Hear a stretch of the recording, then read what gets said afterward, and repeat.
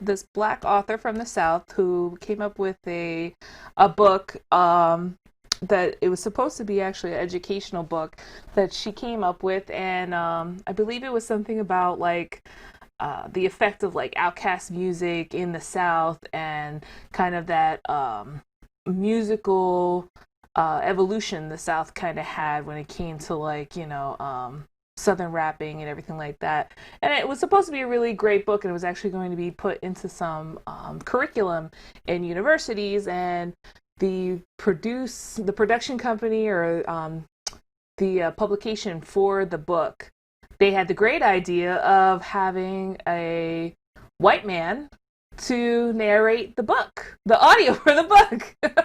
With an accent. Not only with just being a white man narrating it, but having a Blaccent put onto it. I did not hear this story. Oh yes, yes. He put a Blaccent on it, and they put out the sampling for the book because apparently, I mean, it went all the way. He did the whole book. Okay, so he got the okay for the whole Did he book. go, yo? Oh, no, he sounded like a mammy, like like a southern, like it sounds like a messed up thing to say, but you know what I'm saying, right? Like something. It just sounded like really, really racist, like bad, like I don't know. I don't like using the word mammy, but you know what I'm saying. Like it was super racist sounding, like a white guy sound like a black nanny, kind of like I mean, the bad. publisher immediately put out an apology saying how this was completely tone deaf and how he didn't know how he got this passed, how he allowed this to go past. It was completely his fault. And of course, the guy who read it, apologized as well, which his apology got deleted because he pretty much deleted his whole account because that's how hard they came for him. Okay, he had to delete everything. I feel bad for him because sometimes you just get a job. Honestly, I would have. You'd have to be dead broke to get me to. What would you have to do to get me to do a white voice? to do all of my. But what is a white voice? What is a voice, man? Because there's black people that sound white and white people sound black. That's a stereotype. I mean, it's a stereotype when you talk about it. I mean, it would be like this, a little bit of white, a little tension, in the voice. It was actually an essay. The publisher hires a white man to narrate a black woman's outcast essay. White man reads in the worst Southern Blaccent ever. The author's name was Regina Bradley. Regina Bradley. And she's pissed. And rightfully so. I'd be pissed too. Because apparently nobody even asked Regina if she wanted to narrate her own book. Because I think the first sentence of the book is, I am a black woman from the South. Which is pretty ridiculous that a man is narrating it, let alone a white man, through the whole the whole essay. It's I'm ridiculous. A black woman. No, like could you imagine like a dude with a male voice trying to talk like a black woman and he was white. Yeah. That's what Oh man. I don't know, man. Some people are clueless. What kills me with businesses and people in general, like employees, you would think that at some point somebody would say, "Excuse me, sir." They raise their hand. "Excuse me, sir. Do you think this is appropriate, or do you think this sounds okay, or do you think that's what's it's kind of ridiculous because it's a whole publishing crew that it got past a lot of people. It couldn't have been just one guy and the guy that read it. It had to have gone. Maybe it was an inside joke. Like, yo, just let him do it. Let it happen. Don't worry about it. Fireside Fiction is the publishing group, and Kevin Rainier is the voiceover person that was doing. Yeah. Fireside Fiction. Yeah. I'm so sorry for that. I feel actively sorry for that guy. What's the name of the guy? Kevin Rainier. Rineer. Kevin. I'm trying to see if I can find the soundbite because it just has like the first R-E what paragraph. Is it? Rineer. And what? EER. EER? R-I... I was gonna... Oh, R-I-N. I was gonna say Mark Wahlberg has gotten away with doing a black accent for quite a bit of his career, so maybe it's not fair. Well, think of Robert Downey Jr.'s portrayal of a black man in that one movie. What was it called?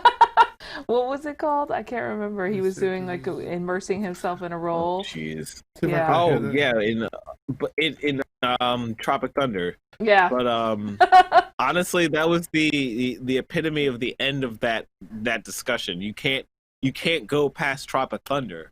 Like literally, they literally wrote it into the thing where, remember, because you never go retarded. You can't go full retard. Never go full retard. And literally, I'm sorry, but if you're looking at like good writing and like really good comedy, that is a fucking funny joke. And like it is terribly, it is wrong. But that's the point. It was so wrong that's why that Robert Downey Jr. joke. I am an advocate for comedy, so I'm not sensitive. That's my problem. I'm not sensitive. I could deal with like racial jokes, and as long as I know that there's no ill intent behind it, I'm cool with it. Yes. But you know what I mean? But that's the thing. A lot of people, they go, oh, that's inappropriate. And remember, they were complaining about Baby Yoda eating eggs the other day. I don't know if you watched on The Mandalorian. They're like complaining about like, oh, that's bad for like women's rights and this, that. And some people can't have children. And I'm like, are you serious? It's a freaking joke. Like, oh my god! Like, it's not even a joke. Like, yes, the Yoda, well, I can't. I should keep my mouth shut. I watched the actual last episode. I saw everything with the Ahsoka and everything. And is that what you're talking about? Yeah. But spoilers. But you don't know who in the audience hasn't yet. Yeah. Right. Well, I mean, everybody knows by now that she was there, but nobody. You don't have to tell them what happened. But at this point, like I was going to say Baby Yoda's name. That's what I was about to do. Oh, that's all over the place now.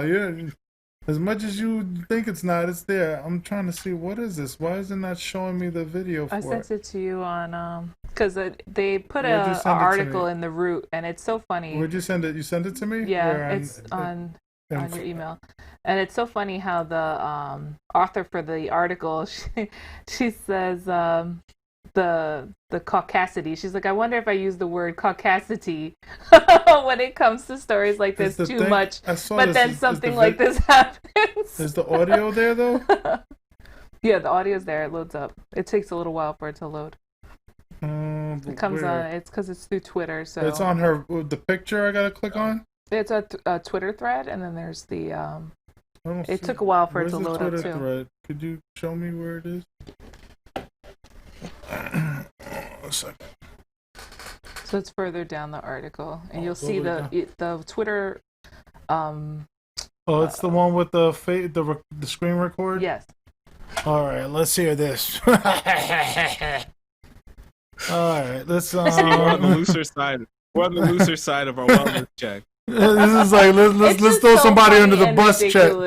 It's completely ridiculous. All right, let me see if I can switch this over real quick. Pardon me. I'm like, I'm so excited for this that I'm like, I'm a bad guy. Here we go. So let's grow our mind to this. All right, let's see if this thing plays.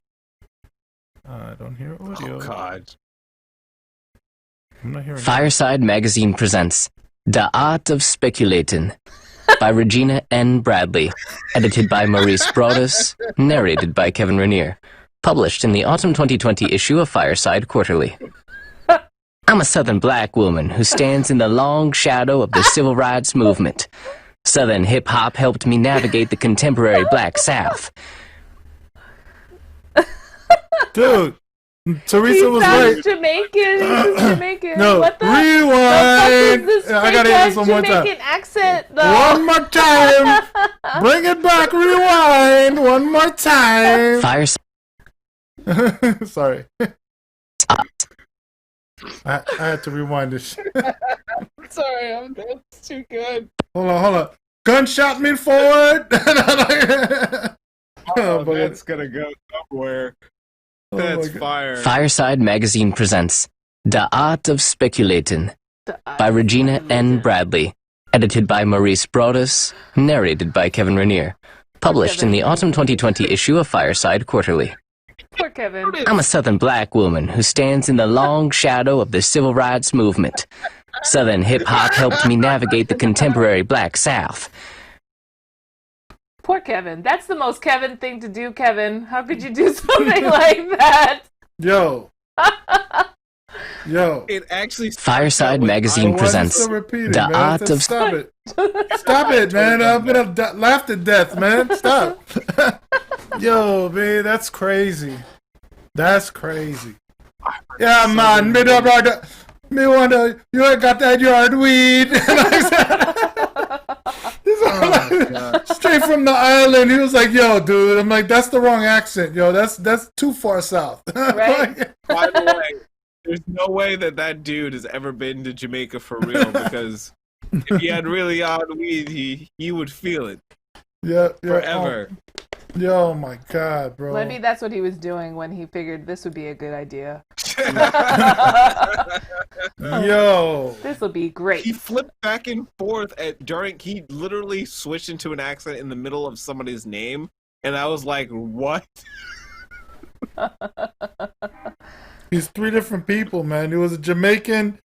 He was like, I don't know what the other two were, but I heard Jamaica, like Teresa said in the first part. I was like, yo, what is he? Y'all be the bar. I'm like, whoa. I'm like, The art of speculating. had that deep Jamaican accent. I was like, oh my God. poor Kevin. No, Poor ask Kevin. a real Jamaican to do that, it'd be the art of speculation. Is it? It's about to get in the door every day.